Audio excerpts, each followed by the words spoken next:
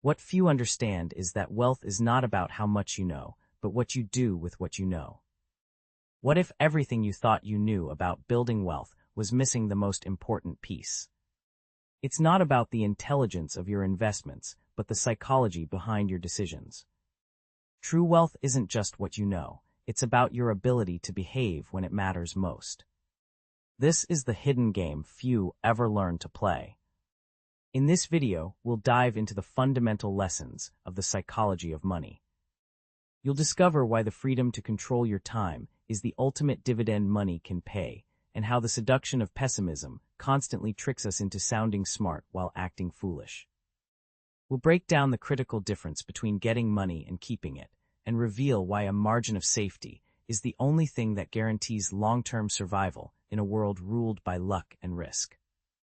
There is a single, powerful thread connecting all these ideas, a hidden thesis that explains why some people build lasting wealth while others chase riches they can never hold. This revelation will change your relationship with money forever.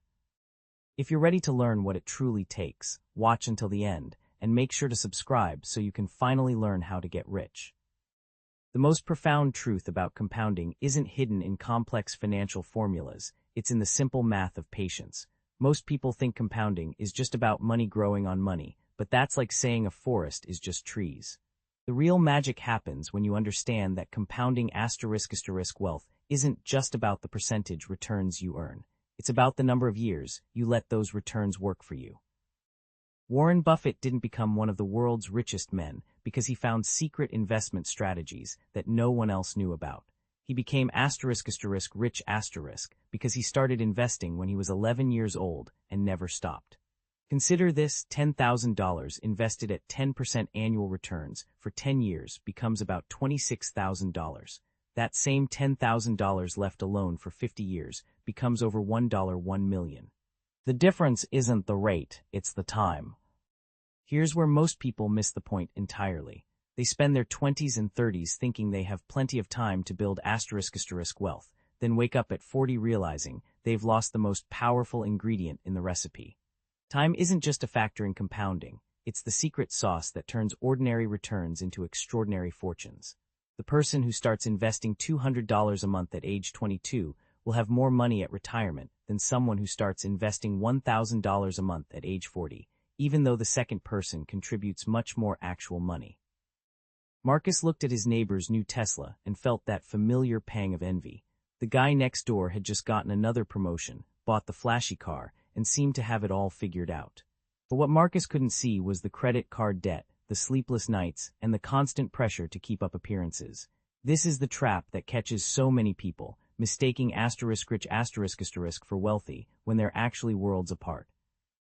Being rich means having a high income that flows in each month like clockwork. Think of a successful surgeon making $500,000 a year, or a top sales executive pulling in massive commissions. They've got the designer clothes, the luxury vacations, and the kind of lifestyle that makes heads turn at restaurants. But here's the thing, if that paycheck stops tomorrow, how long would their lifestyle last? Rich people often live paycheck to paycheck, just with bigger numbers and fancier expenses. Wealth, on the other hand, whispers where riches shout. It's the quiet millionaire next door who drives a 10-year-old Honda Civic and clips coupons at the grocery store. Warren Buffett still lives in the same modest house he bought in 1958 for $31,500, yet he's worth over $100 billion. Money * working for you instead of you working for money, that's the secret sauce. When your investments, real estate, or business ventures generate enough passive income to cover your lifestyle, you've crossed from rich into truly wealthy territory. She watched her neighbor lose everything in 2008. Same job, same salary, same responsible approach to money. The only difference, he bought his house 6 months earlier. That's the brutal truth about money that most people refuse to accept. Luck and risk dance together in every financial decision we make, whether we acknowledge it or not. The wealthy ** understand this dance better than anyone else. They know that Bill Gates didn't just work hard, he happened to be born at the perfect time, in the perfect place, with access to one of the few computers in his high school. Meanwhile, thousands of equally brilliant kids never got that chance. Every rich ** person's story contains invisible threads of fortune woven through their hard work and smart choices. This doesn't mean skill doesn't matter, but it means something deeper about wealth building. When you accept that luck plays a role, you start making different decisions. You save more because you know bad luck might strike. You diversify because you understand that even the smartest investment can fail due to factors beyond your control. You become humble about your wins and less harsh about your losses. There's a guy named Ronald Reed who worked as a janitor his whole life, never made more than minimum wage, yet left behind $8 million when he died. Meanwhile, there are countless stories of lottery winners and professional athletes who earned millions only to end up broke within years. The difference wasn't in their ability to make money it was in their ability to keep it, and that's a completely different beast altogether. Getting rich is like learning to sprint. Keeping wealth is like learning to run marathons. One requires aggression, risk-taking, and the hunger to chase every opportunity that comes your way. You need to be bold, make quick decisions, and sometimes bet big on yourself or your ideas. Think about entrepreneurs like Elon Musk or Jeff Bezos in their early days. They weren't playing it safe. They were going all in on ventures that could have easily failed. But once you've built that wealth, the game changes entirely. Now you need patience, discipline, and the wisdom to know when not to act. Warren Buffett didn't become one of the richest people alive by making flashy moves every day. He became rich by holding on to great investments for decades, avoiding unnecessary risks, and understanding that sometimes the best decision is to do absolutely nothing.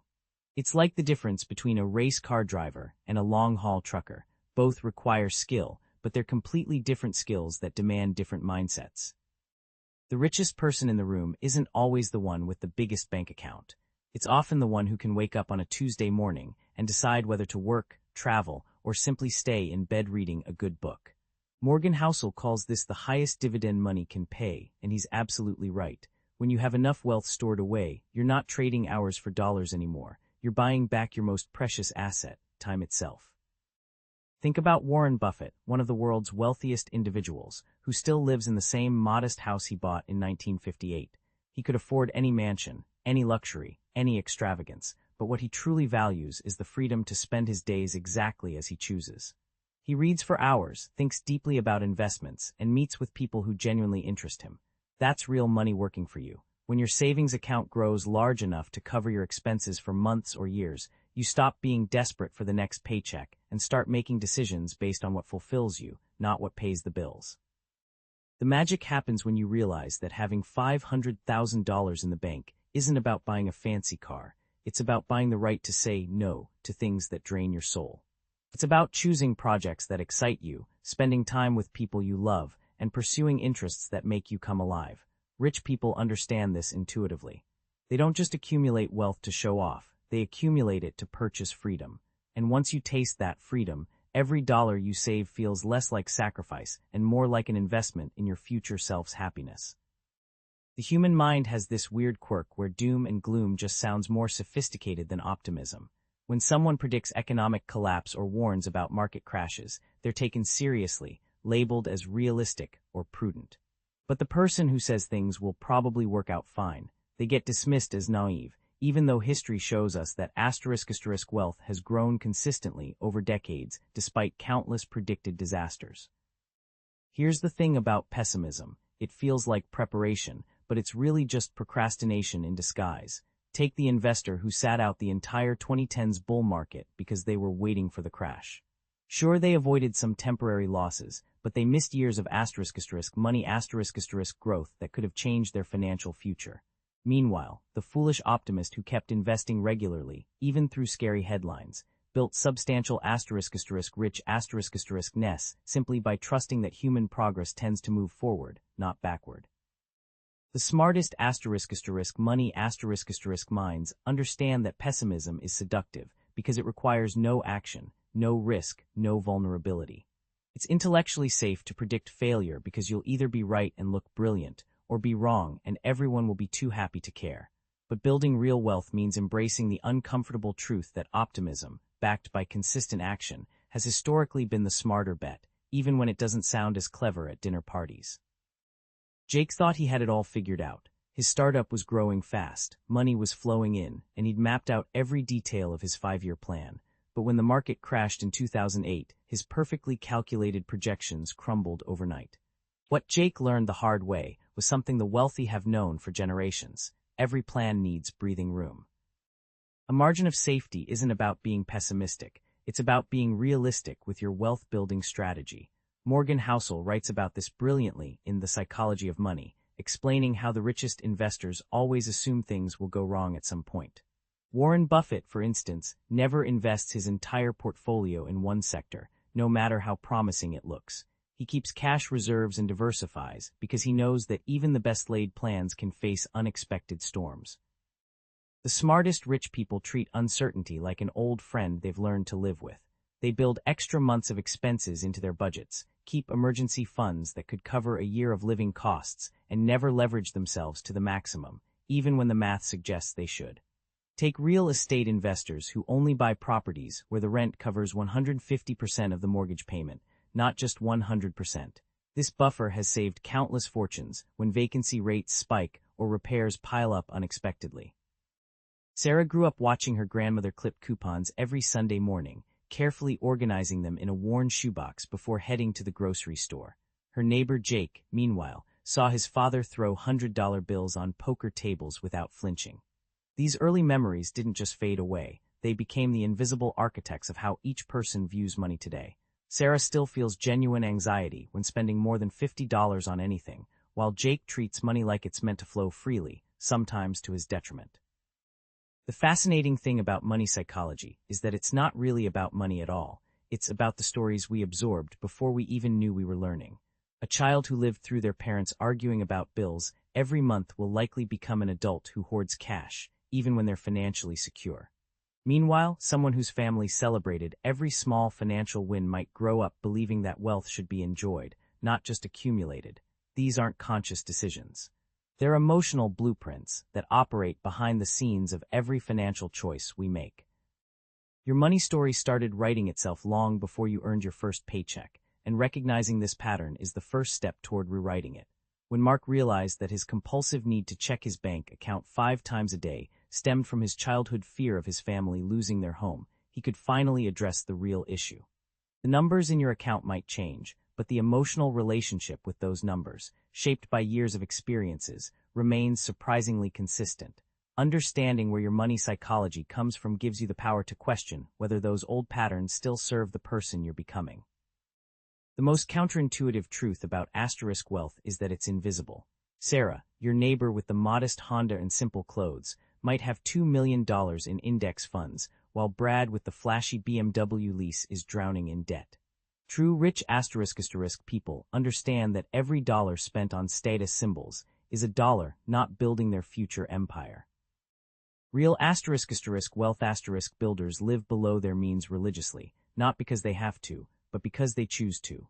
Warren Buffett still lives in the same house he bought in 1958 for $31,500, driving his 2014 Cadillac XTS until recently. These aren't acts of cheapness. They're strategic decisions where every saved dollar becomes a soldier in their money army, working 24/7 to generate more wealth. The paradox deepens when you realize that building wealth requires saying no to almost everything today so you can say yes to everything tomorrow. While others finance vacations and designer bags, the quietly rich are maxing out their 401(k)s, investing in low-cost index funds like VTSAX, and watching their net worth compound silently. They understand that wealth isn't about the car in your driveway, it's about the freedom sleeping in your bank account, invisible to the world, but infinitely more powerful than any status symbol. Marcus had always believed that perfect calculations guaranteed financial success, until the 2008 market crash wiped out his carefully planned retirement fund. He'd done everything right, maxed out his 401(k), diversified his portfolio, and followed every expert's advice to the letter. But he'd made one critical mistake: he left no room for error. The rich understands something most people don't. Life doesn't follow spreadsheets, and neither should your money. Consider Sarah, who kept 18 months of expenses in her emergency fund instead of the recommended 6. Her friends called it excessive, but when she lost her job during the pandemic, that extra cushion became her lifeline. She didn't just survive, she thrived, using the breathing room to pivot careers and eventually double her income. The wealthy *** know that margin of safety isn't paranoia. It's preparation for the inevitable surprises life throws your way. Think about Warren Buffett keeping billions in cash, or how tech companies maintain massive reserves even when analysts question their inefficiency. Room for error means assuming you'll be wrong about something, even when you're confident you won't be. It's buying a house you can afford on one income, not two. It's investing money you won't need for 20 years, not 5. The most successful people build flexibility into every financial decision, understanding that being right 80% of the time, with room for mistakes, beats being right 100% of the time with none. This mindset shift doesn't just protect your ** wealth ***, it creates opportunities when others are forced to sell at the worst possible moments.